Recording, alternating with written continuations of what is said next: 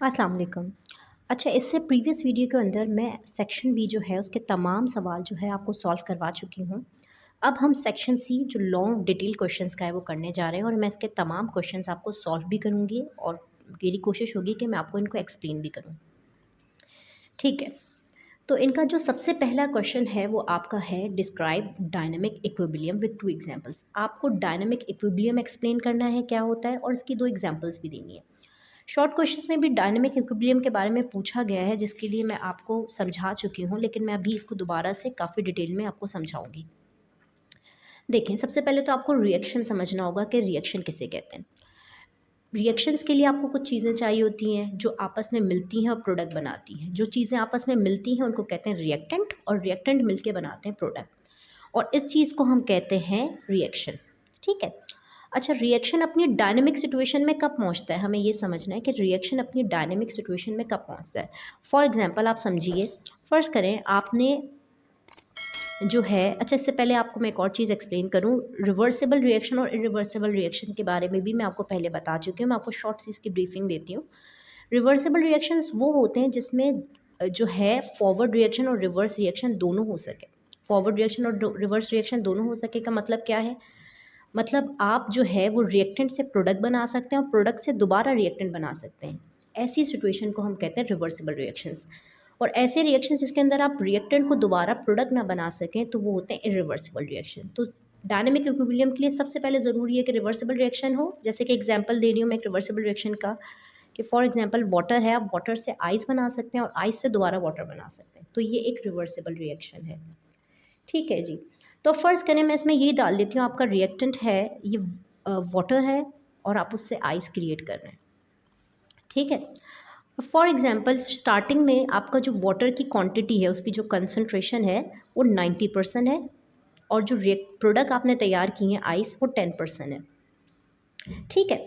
तो अभी इनकी दोनों की कंसंट्रेशन, इनकी तादाद वो बराबर नहीं है, तो अभी ये डायनामिक में नहीं आया। लेकिन जैसे ही रिएक्शन आप मज़ीद प्रोसीड करवाते रहते हैं और एक वक्त आता है कि रिएक्टेंट की तादाद भी 50% हो गई है और प्रोडक्ट की तादाद भी 50% हो गई है, दोनों इक्वल हैं। तो ऐसी सूरत जिसके अंदर रिएक्टेंट की तादाद और प्रोडक्ट की तादाद बराबर आ जाए उसे हम कहते हैं dynamic equilibrium.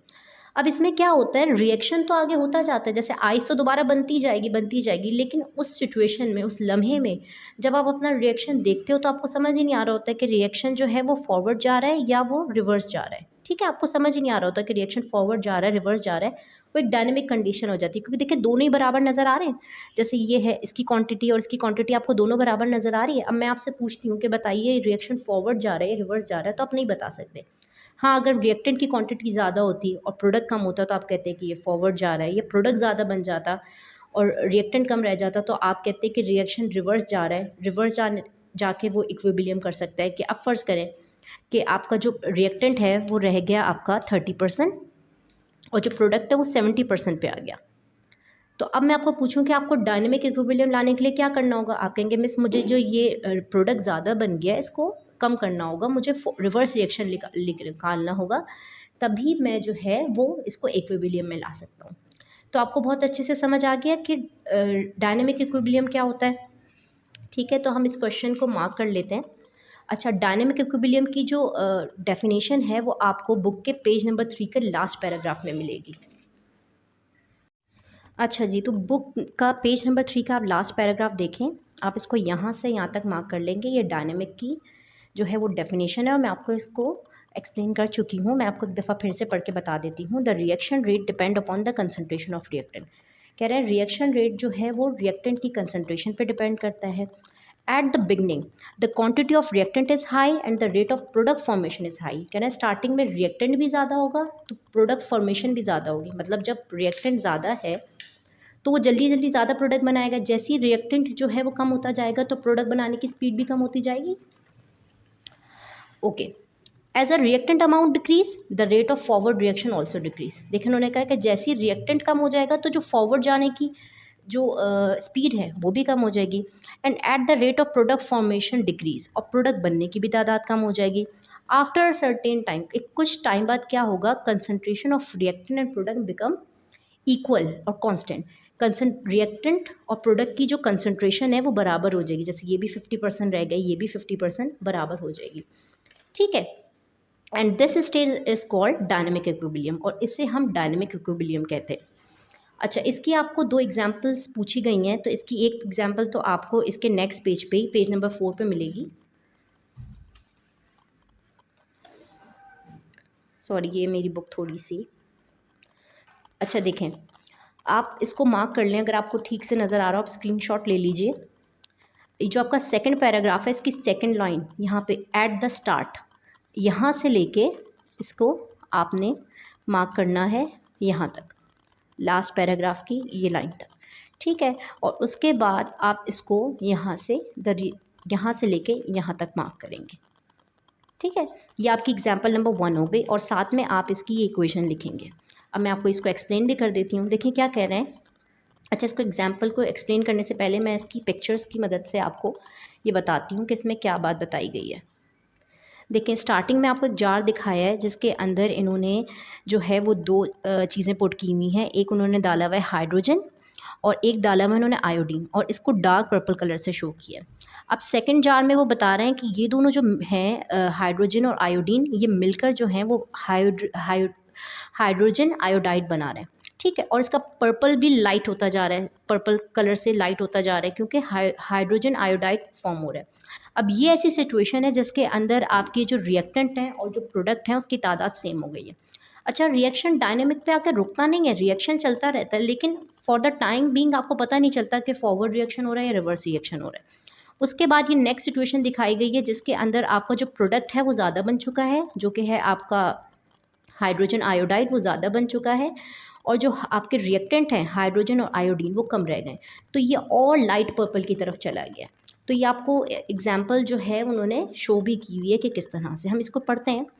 As a start the reaction as the start of the reaction there is high concentration of hydrogen and iodine और डार्क पर्पल, कह रहे हैं स्टार्टिंग में दोनों की कंसनट्रेशन हाई है और डार्क पर्पल कलर है, and after that the concentration decrease as hydrogen iodide coloured is form. कह रहे हैं क्योंकि हाइड्रोजन आयोडाइड कलर फॉर्म होगा, इसका डिफरेंट कलर है, तो वो क्या होगा, इसका जो डार्क पर्पल कलर है वो कम होता जाएगा, वो लाइट में तब्दील होता जाएगा। क्यों? क्योंकि हाइड्रोजन आयोडाइड का कलर डिफरेंट है, ठीक है। तो इन्होंने इसको बताया है कि आपने जो है अब ये सिचुएशन आ गई है जिसके अंदर आपका प्रोडक्ट और रिएक्टेंट जो है वो बराबर आ चुका है। नेक्स्ट लाइन इसमें पढ़ते हैं, the concentration of hydrogen iodide increase, colour change from dark to purple as a forward reaction proceed. कह रहे हैं जैसे जैसे जो हाइड्रोजन आयोडाइड है मज़ीद बनता जाएगा, कलर मज़ीद चेंज होता जाएगा, ठीक है। कलर मज़ीद चेंज होता जाएगा, वो लाइट के टोन में जाना शुरू हो जाएगा, डार्क पर्पल से लाइट, फिर और मज़ीद लाइट हो जाएगा। लेकिन ये जो बीच वाली पिक्चर है जिसके अंदर दोनों रिएक्टेंट और प्रोडक्ट बराबर हो गए, तो ये हमारी डायनेमिक सिचुएशन है। तो एक एग्जाम्पल आपकी ये हो गई। नेक्स्ट एग्जाम्पल मैंने आपको खुद से लिखवाई है, ये नेक्स्ट एग्जाम्पल है, आप इसका स्क्रीनशॉट ले सकते हैं। देखिए इसमें क्या है, बहुत सिंपल सी एग्जाम्पल, मैंने बहुत कोशिश की है कि मैं आसान वर्डिंग में लिखूँ इसे। आपने नाइट्रोजन डाइऑक्साइड लेना है, उसको रिएक्ट करवाना है कार्बन मोनोऑक्साइड से, ठीक है। तो उसके नतीजे में क्या फॉर्म होगा, नाइट्रोजन ऑक्साइड और कार्बन डाइऑक्साइड फॉर्म होगा, ठीक है। आपने नाइट्रोजन डाइऑक्साइड लिया, कार्बन मोनोऑक्साइड लिया, और इसके रिजल्ट में फॉर्म हो गया nitrogen dioxide and carbon dioxide, ठीक है। ये एक रिवर्स रिएक्शन है। अच्छा, अब ये एक फॉरवर्ड रिएक्शन है। अब इसके रिवर्स में सेम आपने ये वर्डिंग्स चेंज कर देनी है, मतलब आपने जो प्रोडक्ट के नाम है वो ऊपर लिख देने, रिएक्टेंट के नाम नीचे लिख देने। देखिए जैसे आपने लिखा in reverse reaction you can say that nitrogen oxide and carbon dioxide react together to form nitrogen dioxide and carbon monoxide. ये दोनों मिलके ये दोनों चीज़ें बना रहे हैं, ठीक है। तो अब आपने ये बहुत इसकी मेन लाइन है जिसमें आप बताएंगे when there is no observe change of forward and reverse reactions are occurring. जब आपको रिएक्शन के दौरान पता ही नहीं चले कि वो फॉरवर्ड हो रहा है या रिवर्स हो रहा है, आपको कोई एक इतना ऑब्जर्व चेंज नज़र ना आए, तो ऐसी सिचुएशन को हम कहते हैं डायनेमिक सिचुएशन। अच्छा, और इसमें एक लाइन है, देखें आप इसको गौर से समझें, the reaction not stopped but reach to dynamic. कह रहे हैं ऐसी सूरत में रिएक्शन स्टॉप नहीं होगा, प्रोडक्ट बनना स्टॉप नहीं होगा, लेकिन बस क्या होगा, रिएक्शन जो है वो डायनेमिक सिचुएशन की तरफ जो है वो आ जाएगा, ठीक है, क्वेश्चन नंबर 1 कंप्लीट हो गया। आई होप इसको समझ आ गया होगा आपको। अब हम क्वेश्चन नंबर 2 की तरफ चलते हैं। अच्छा, क्वेश्चन नंबर 2 है state law of mass action drive an expression of equilibrium constant. इसका जवाब आपको बुक के पेज नंबर 5 और 6 पे मिलेगा। ये देखें, ये बुक का पेज नंबर 5 है। आप इसको यहाँ से यहाँ तक मार्क करेंगे इसकी लॉ, और इसकी लॉ को ड्राइव करने का जो फॉर्मूला है आप यहाँ से मार्क करेंगे, लेट से लेके यहाँ तक। ठीक है, आप इसको यहाँ तक मार्क करेंगे। अच्छा, मैं इस क्वेश्चन को यहाँ पे एक्सप्लेन नहीं कर रही क्योंकि वीडियो काफ़ी लंबी हो जाएगी, तो मैंने इसके लिए एक नेक्स्ट अलग से वीडियो बनाई हुई है जिसके अंदर मैंने आपको ये इस क्वेश्चन को लॉ ऑफ मास एक्शन और इसकी डेरिवेशन को कंप्लीट सॉल्व करके दिखाया हुआ है। अच्छा, इसके थर्ड क्वेश्चन की तरफ चलते हैं। इसका थर्ड क्वेश्चन है describe the characteristics of equilibrium constant. KC के आपको कैरेक्टरिस्टिक्स बताने हैं। तो इस वीडियो का इसका जो आपको जवाब है वो बुक के पेज नंबर 7 पे मिलेगा। ये देखिए, बुक का पेज नंबर 7 है। अच्छा, इसमें 7 पॉइंट्स हैं। आप चाहें तो कोई से भी 6 पॉइंट्स याद कर सकते हैं, लिख सकते हैं, नो इशू। आप इसके पॉइंट्स जो हैं वो लिख लेंगे। ठीक है, इससे पहले अगर आप ये एक लाइन ऐड कर दें तो और अच्छा हो जाएगा। The temperature is a single factor affecting the equilibrium constant, कि एक वाहिद टेम्परेचर है जो इक्विलिब्रियम कांस्टेंट को अफेक्ट करता है। उसके बाद आप ये पॉइंट्स लिख सकते हैं, कोई से भी 6 आप याद कर सकते हैं। क्वेश्चन नंबर 3 सॉल्व हो गया। अच्छा जी, अब हम क्वेश्चन नंबर 4 की तरफ चलते हैं। क्वेश्चन नंबर 4 जो है वो एक थोड़ा सा न्यूमेरिकल टाइप का सवाल है, क्वेश्चन नंबर 4 एंड 5। तो इसको मैं आपको थोड़ा सा एक्सप्लेन करके बताती हूँ कि इसमें आपसे क्या कहा गया है। अच्छा जी, क्वेश्चन नंबर 4 है, उसमें आपसे पूछा गया है how can you predict the following stage of a reaction by comparing the value of QC and KC. आपको 2 रिएक्शंस बताए गए, उसमें कह रहे हैं कि आप इनको कंपेयर करके केसी और क्यूसी की वैल्यू को कंपेयर करके आप कैसे बता सकते हैं कि रिएक्शन फॉरवर्ड जा रहा है या रिवर्स जा रहा है। अच्छा, इसका जवाब मैंने आपके लिए यहाँ पे लिख दिया है, लेकिन मैं आपको इसको एक्सप्लेन करती हूँ। ठीक है, आपका पहला रिएक्शन है net reaction proceed in forward direction. Forward direction में जा रहा है, उन्होंने पहली सिचुएशन दी हुई है फॉरवर्ड में जा रहा है। तो आप कैसे बताएंगे कि केसी और क्यूसी को कंपेयर करके कैसे पता चलेगा कि फॉरवर्ड जा रहा है। तो इसके लिए आपको बहुत छोटी सी एक्सप्लेनेशन समझनी होगी। देखें, केसी क्या है, आपका इक्विलिब्रियम कांस्टेंट है, जिसे आप सिर्फ तभी निकालते हैं जब आपका जो है वो आपका जो रिएक्शन है वो इक्विलिब्रियम कंडीशन में आ जाता है। फिर से मैं आपको बताती हूँ इक्विलिब्रियम कंडीशन क्या है। जैसे आपका रिएक्टेंट भी 50% रह गया, प्रोडक्ट भी 50% रह गया, ये एक इक्विलिब्रियम कंडीशन है। आप सिर्फ इसी वक्त जो है वो जो वैल्यू निकालते हैं उसे हम कहते हैं केसी। अच्छा जी, अब क्यूसी क्या है ऑन द अदर हैंड।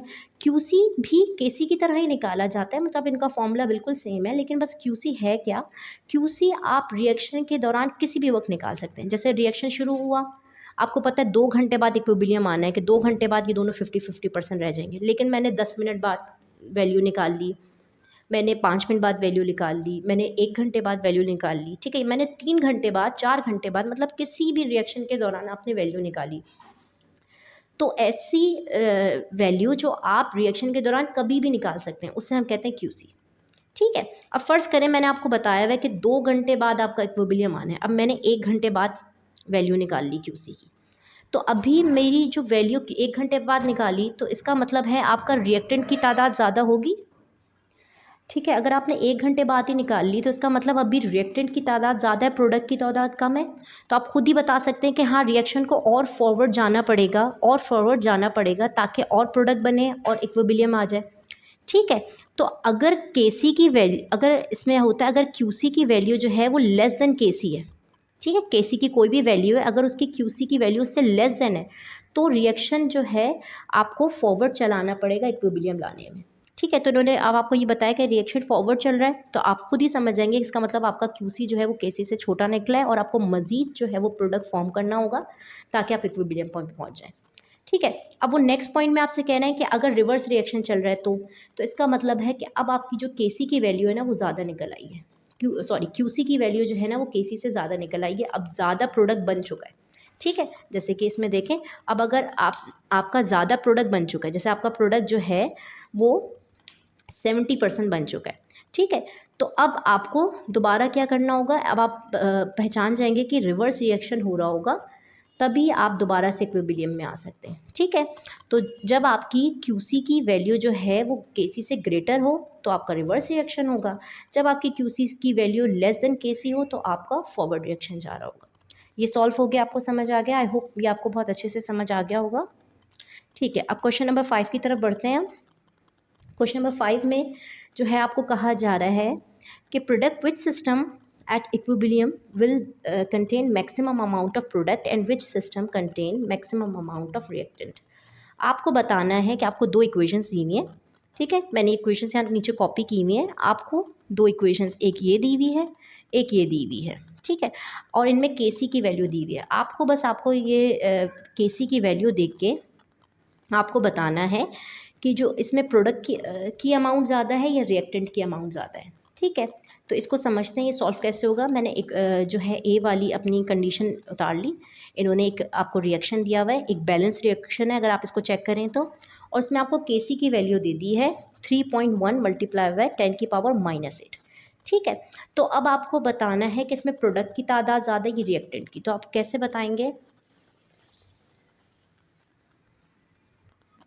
आपके पास इसमें तीन कंडीशंस आती हैं। देखें, अगर आपकी के सी की वैल्यू ग्रेटर देन 1 है तो इसका मतलब है आपका रिएक्टेंट की क्वांटिटी ज़्यादा होगी और प्रोडक्ट की क्वांटिटी कम होगी। अगर आपकी के सी की वैल्यू 1 है तो इसका मतलब इक्विलिब्रियम कंडीशन है, रिएक्टेंट और प्रोडक्ट दोनों की तादाद बराबर है। अगर आपकी के सी की वैल्यू जो है वो लेस देन 1 आती है तो आप समझ जाएंगे कि अब जो है लेस देन 1 जब आ जाती है तो आप समझ जाएंगे कि अब जो है आपकी रिएक्टेंट की तादाद ज़्यादा है और प्रोडक्ट की तादाद कम है, ठीक है। अगर ग्रेटर देन 1 तो प्रोडक्ट की तादाद ज़्यादा, अगर लेस देन 1 तो रिएक्टेंट की तादाद ज़्यादा, और अगर 1 के बराबर है तो दोनों प्रोडक्ट और रिएक्टेंट की तादाद बराबर है, ठीक है। तो अब हम इसको सॉल्व करते हैं। हमें इसको इक्वेशन को देखने की भी ज़रूरत नहीं है। आपने देखें के सी की वैल्यू यहाँ पे आपको दी हुई है 3.1 मल्टीप्लाई बाय 10⁻⁻8। अच्छा, कभी भी किसी की पावर -8 होता है, मैं आपको सॉल्व भी करके दिखा देती हूँ, लेकिन इसका मतलब है आपके ज़ीरो जो है वो फ्रंट पे लगे हुए हैं, ठीक है। जैसे आप इसको अगर बनाते हैं तो ये हो जाएगा 31 ज़ीरोज़, ये आई गेस 18 है, तो आप इसको 0 0 0 0 0 यहाँ पे 17 ज़ीरोज़ ऐड करेंगे, ठीक है। मैंने कम किए हैं, यहाँ पे आप 17 ज़ीरोज़ ऐड करेंगे तो देखें आपको लेस देन 1 नज़र आ रहा है। तो जब आपकी लेस देन 1 नज़र आ रही है इसका मतलब क्या है? When case is less than 1 the amount of reactant is high. इसका मतलब इस रिएक्शन में अभी अमाउंट रिएक्टेंट की ज़्यादा है, प्रोडक्ट की कम है, ठीक है। नेक्स्ट उसमें आपको उन्होंने एक इक्वेशन दे दी और के सी की वैल्यू क्या बताई? 9.5 मल्टीप्लाई बाय 10⁻55। जब भी 10 की पावर पॉजिटिव हो तो इसका मतलब ज़ीरो जो है वो आगे की तरफ लगाने हैं, ठीक है। जैसे मैं आपको बता देती हूँ कि 5 9 और 0 0 0 0 आप इसको ऐड करेंगे टिल 55 ज़ीरोज़ ऐड कर देंगे तो ये 1 से बड़ी हो गई तादाद, ये 1 नंबर से बड़ी है इसकी अमाउंट। तो इसका मतलब अब ऐसी सूरत में क्या होगा? When K C is greater than 1 the amount of product is higher. इसका मतलब अब प्रोडक्ट ज़्यादा बन चुका है और रिएक्टेंट कम रह चुका है। Thank you. अल्लाह हाफ़िज़।